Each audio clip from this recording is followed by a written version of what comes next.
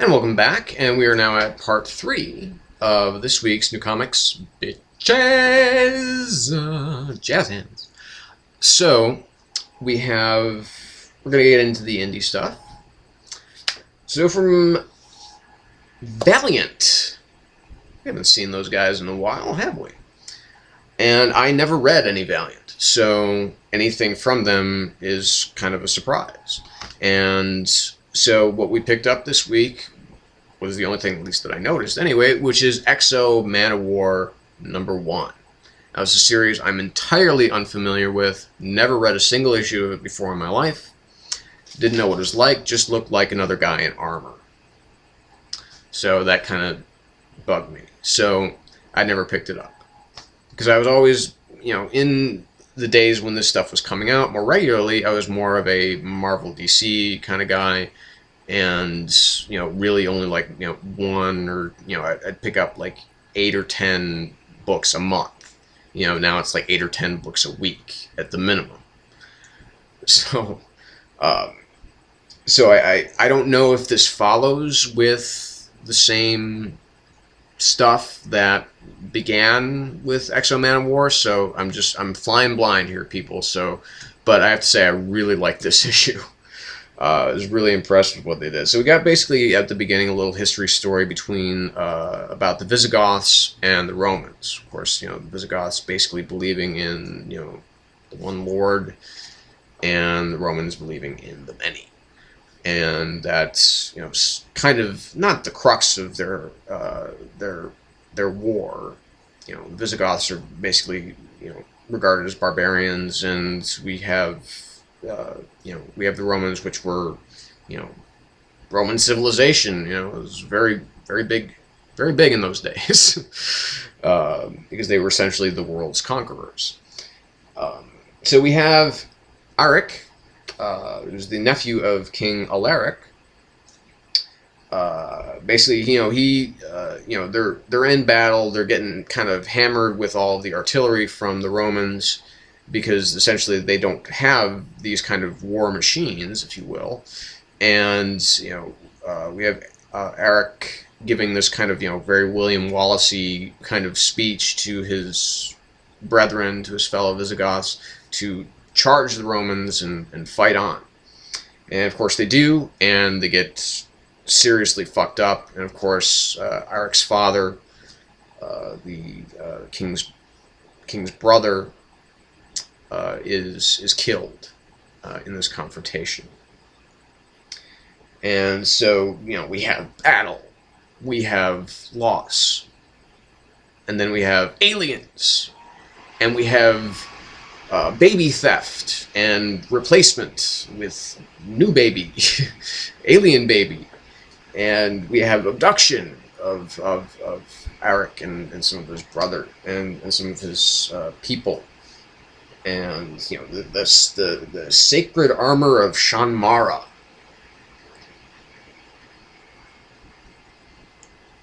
Basically, what this book felt like to me, in a lot of ways, is kind of like, okay, the Star series Spartacus, Blood and Sand, Vengeance, Gods of the Arena.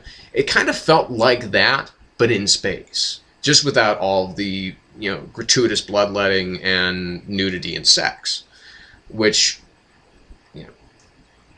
kind of sad that it's not there.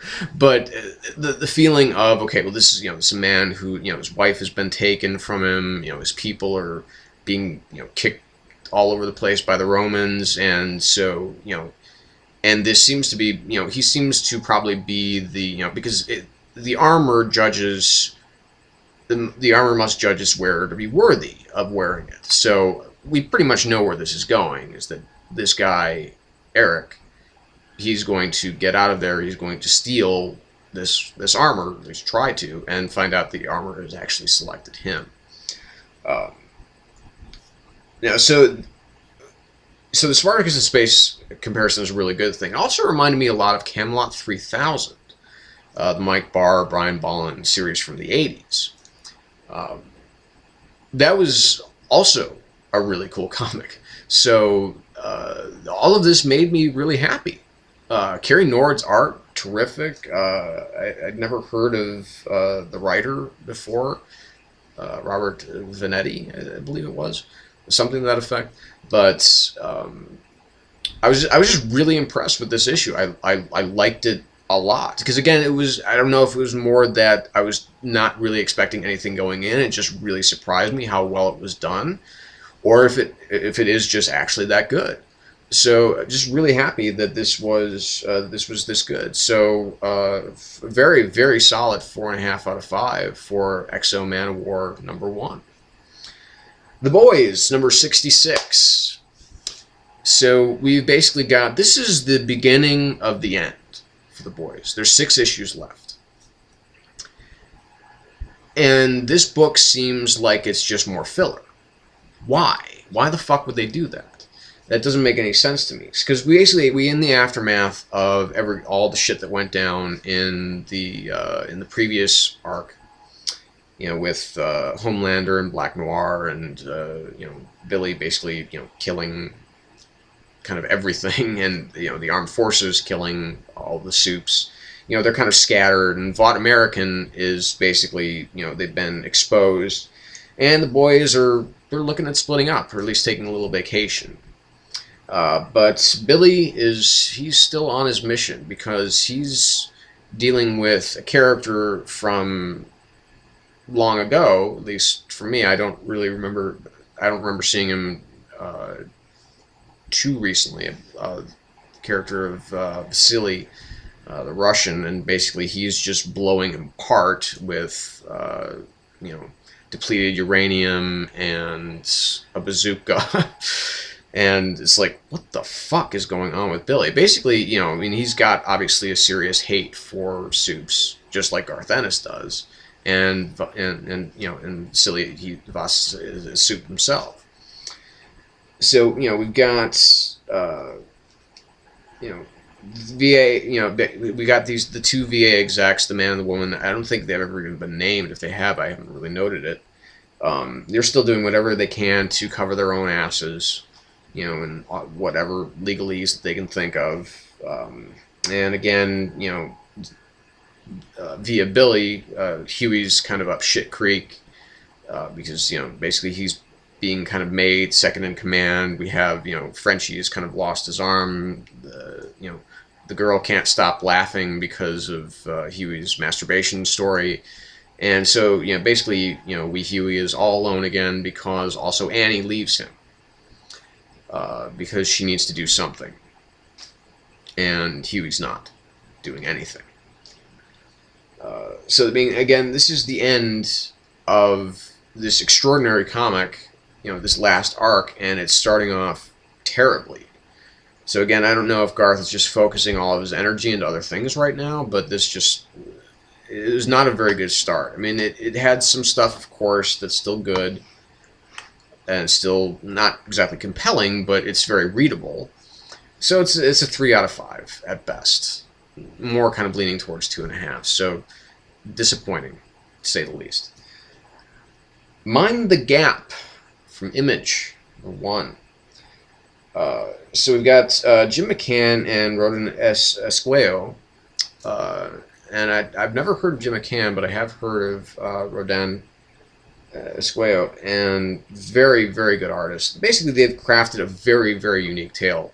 And I wouldn't have actually even picked this up, Ghost Critic, if you hadn't talked about it, because this wouldn't have been the type of thing that actually would have been brought to my attention. It might have been brought to my attention regardless, but because my friends at my comic book store, they are pretty into a lot of the Image stuff. So, but you know, basically, what we have here is the tale of, you know, this young woman, Ellis Peterson, who has been beaten into a coma, and she is in her own kind of world, if you will, this world of her own making and imagining, while she's in this coma. And we have all these various players, her family, her friends, her doctor, her psychiatrist, so on and so forth, that all seem to be very, very involved with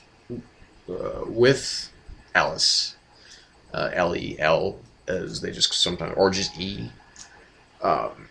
we've got a lot of distinct voices here. It does get a little scattered, but just the concept alone is enough to keep me very interested in seeing where this goes, because ultimately it is a mystery, and there are some very interesting kind of side effects of her being in this coma. And instead of kind of going the realistic way and exploring, okay, what would a person's brain activity be like in a coma?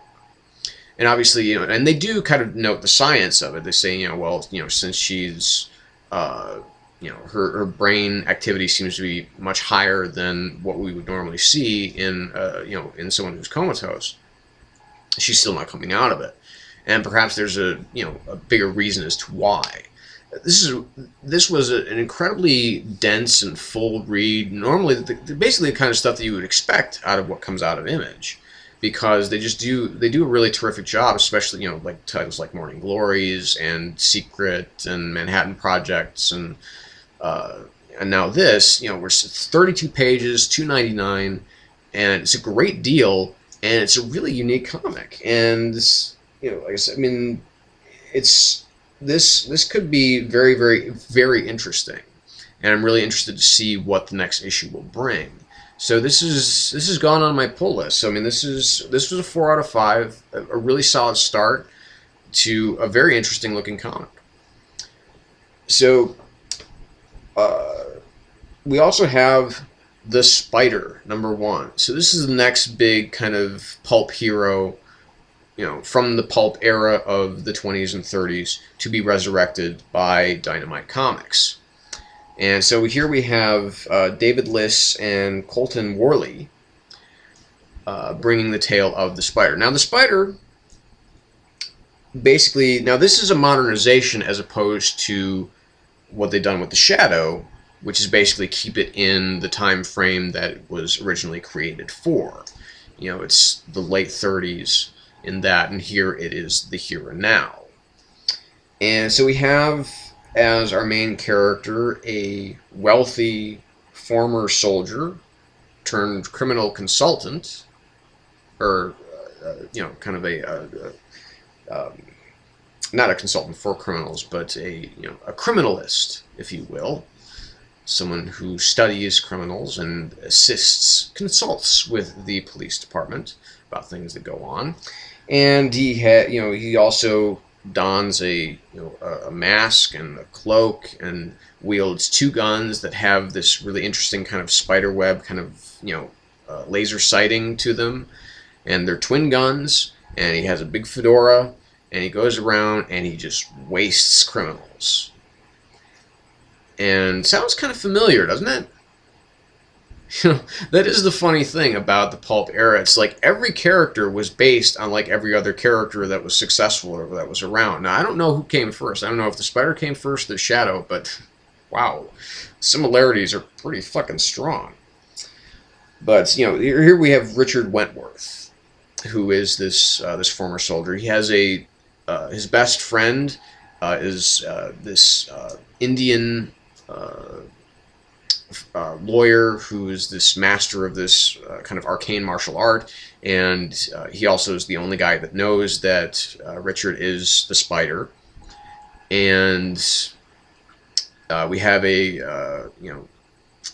have the commissioner who he's friendly with, that he works with, and of course this kind of hard-on detective that always seems to be after him. And got these wonderfully pulpy named villains and everything like that. And we have this very interesting story that's kicking it all off with this kind of, again, criminal mastermind who seems to have like created like almost like a zombie type of thing, and just really shocking ending, to be certain. I like what they're doing here. Obviously, it's not a very original idea because of the obvious comparisons to the Shadow. But but David Liss and Colton Worley did some really nice stuff here.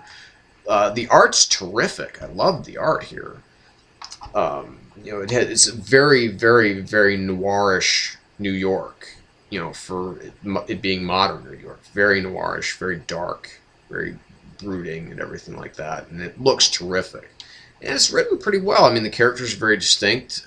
It's very well done. 4.5 out of 5 to the Spider #1. I hope they keep this pulp stuff coming out, man, because this is really fun stuff. So we're going to be back and we're going to talk more comics. So stay tuned.